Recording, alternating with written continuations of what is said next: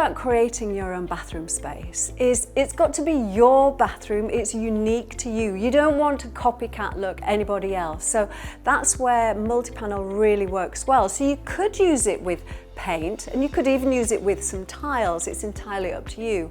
And there are lots and lots of options. So I would say, you know, looking at Pinterest, looking at kind of 5-star hotel luxury and going for that look yourself, being in control. So that's how you can make a real statement with Multipanel. It's about creating, you know, a hero wall, a beautiful wall that your bath is in front of or your sink is in front of, and it's like, wow, that's your focal point of your bathroom. Beautiful.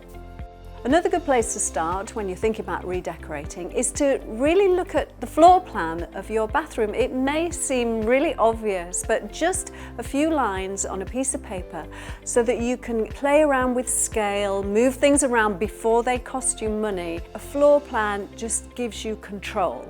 Your bathroom is really your private, personal sanctuary. It's nice to have a very calming and restful interior. So be careful not to do too many colour clashes. You can have dark environments as well as pale environments, but the heavy contrast might just be a bit jarring. So don't be swayed by that. Just create this beautiful kind of spa experience at home.